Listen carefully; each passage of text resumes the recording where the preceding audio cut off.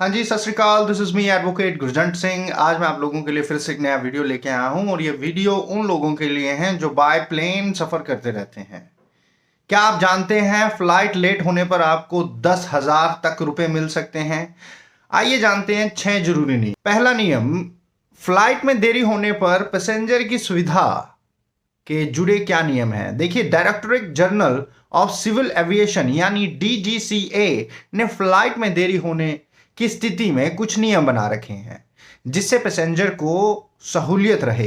Airline यात्रियों को खाना पीना मुहैया कराएगी अगर किसी फ्लाइट का सफर 2.5 घंटे का है और वो 2 घंटे से ज्यादा डिले हो जाए। अगर किसी फ्लाइट का सफर 2.5 घंटे से 5 घंटे तक के बीच है और वो 3 घंटे से ज्यादा डिले हो जाए। अगर कोई फ्लाइट 4 घंटे या उससे ज्यादा डिले हो जाए। हालांकि अगर कोई फ्लाइट 6 घंटे से भी ज्यादा लेट हो जाती है तो नियमों के मुताबिक पैसेंजर को एयरलाइन 24 घंटे पहले सूचना देगी। इस स्थिति में पैसेंजर के पास अपना पूरा रिफंड हासिल करने का या किसी अन्य फ्लाइट में सीट पाने का विकल्प रहेगा। दूसरा, अगर कोई फ्लाइट 6 घंटे से ज्यादा लेट है और उसे रात 8 बजे से सुबह 3 बजे के बीच उड़ान भरनी है तो पैसेंजर के ठहरने की मुफ्त व्यवस्था एयरलाइन को करानी होगी। अगर कोई फ्लाइट 24 घंटे से भी ज्यादा डिले है तो भी ठहरने की मुफ्त व्यवस्था करनी होगी एयरलाइन द्वारा। फ्लाइट कैंसिल होने पर पैसेंजर की सुविधा के जुड़े क्या नियम हैं। अगर कोई फ्लाइट कैंसिल होती है तो एयरलाइन को डिपार्चर टाइम से कम 24 घंटे पहले पैसेंजर को सूचित करना होगा। पैसेंजर से पूछा जाता है क्या वो अल्टरनेट फ्लाइट में सीट लेना चाहता है या अपना फुल रिफंड चाहते हैं। अगर एयरलाइन 24 घंटे पहले फ्लाइट रद्द होने की सूचना नहीं दे पाती है तो उसे रिफंड के साथ साथ कुछ मुआवजा भी देना होता है। यह फ्लाइट के समय के आधार पर तय होता है। जैसे अगर फ्लाइट का समय 1 घंटे का है तो टिकट का पूरा रिफंड प्लस 5,000 रुपए देने होंगे। इसी तरह 2 घंटे तक फ्लाइट के लिए 7,500 रुपए मुआवजा देना होगा और 2 घंटे से ज्यादा की फ्लाइट के लिए टिकट के पूरे रिफंड के साथ 10,000 रुपए का मुआवजा दिया जाएगा। अगर फ्लाइट किसी विशेष परिस्थिति में रद्द होती है जो एयरलाइन के कंट्रोल के बाहर है तो पैसेंजर को कोई मुआवजा नहीं मिलेगा। विशेष परिस्थितियों में प्राकृतिक आपदा, गृह युद्ध, राजनीतिक अस्थिरता, सिक्योरिटी रिस्क वगैरह शामिल है। विशेष परिस्थितियों अच्छी तरह परिभाषित नहीं है जिसका फायदा एयरलाइन उठाती है। अगर आप एयरपोर्ट पहुंच गए हैं और वहां फ्लाइट कैंसिल होने का पता चला, आपने अल्टरनेट फ्लाइट का ऑप्शन चुन लिया है और उसकी प्रतीक्षा कर रहे हैं। इस स्थिति में एयरलाइन को खाना और नाश्ता मुहैया कराना पड़ेगा आपको।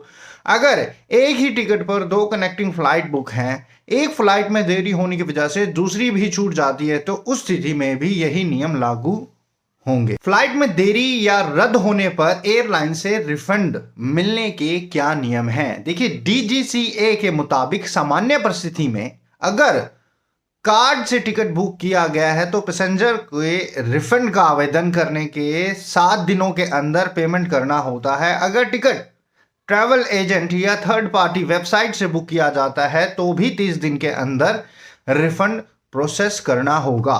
रिफंड अमाउंट किसी भी एयरलाइन के वॉलेट में डिफॉल्ट जमा नहीं किया जाएगा। यह पैसेंजर से पूछकर तय किया जाएगा कि रिफंड कहां चाहता है। पैसेंजर के लिए ध्यान रखना जरूरी है कि इंसिडेंट से 1 महीने के अंदर अंदर क्लेम करना जरूरी है। अगर फ्लाइट भरी होने की वजह से पैसेंजर को बोर्डिंग से रोका जाता है तो क्या नियम है। देखिए, कई बार एयरलाइन फ्लाइट की क्षमता से ज्यादा टिकट बुक कर लेती है, ऐसे इसलिए ताकि अगर कोई पैसेंजर बोर्डिंग नहीं करता है तो सीट खाली ना रह जाए। कई बार ऐसी परिस्थितियां बनती हैं कि सभी पैसेंजर मौजूद होते हैं और एयरलाइन कुछ पैसेंजरों को सीट ना होने की वजह से बोर्डिंग करने से रोक देती है। डीजीसीए के मुताबिक एयरलाइन की जिम्मेदारी है कि 1 घंटे के अंदर किसी भी दूसरी फ्लाइट में पीड़ित पैसेंजर के जाने का इंतजाम करे। अगर एयरलाइन ऐसा नहीं कर पाती है तो पैसेंजर मुआवजा का हकदार है। अगर ऑल्टरनेट फ्लाइट 24 घंटे के अंदर बुक की जा रही है तो 10,000 रुपए का मुआवजा, और अगर 24 घंटे के बाद की है तो 20,000 रुपए तक का मुआवजा तौर पर दिए जाएं। फ्लाइट में खराब व्यवहार को लेकर क्या नियम है? डीजीसीए इंडियन एयरक्राफ्ट रूल्स 1937 के प्रोविजन 22, 23 और 29 के तहत विमान में हुड़दंग करने, ज्यादा शराब पीने या गाली गलौज करने पर यात्रियों को यात्रा करने से रोक सकता है और उन्हें विमान से भी उतारा जा सकता है। प्रोविजन 23 कहता है कि शराब या ड्रग्स के नशे में यात्री अगर प्लेन या किसी शख्स की सुरक्षा को खतरे में डालता है तो उसे विमान से उतारा जा सकता है।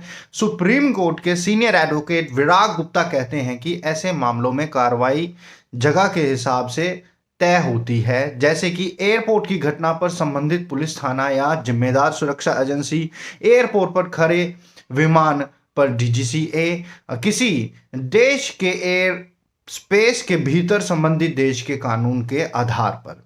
इंडिगो के पायलट पर हाथ उठाने वाले पैसेंजर को फौरन विमान से उतारकर सिक्योरिटी फोर्सेस के हवाले कर दिया गया था। फ्लाइट के पायलट ने पुलिस में एफआईआर भी दर्ज कराई है और दिल्ली पुलिस इस मामले में जांच कर रही है। क्या सरकार ऐसे पैसेंजर को हवाई यात्रा से रोक सकती है? सिविल एविएशन मिनिस्ट्री ने 2017 में नई गाइडलाइंस जारी करते हुए बार बार दुर्व्यवहार करने वाले पैसेंजर को नो फ्लाई लिस्ट में डालने की बात कही थी।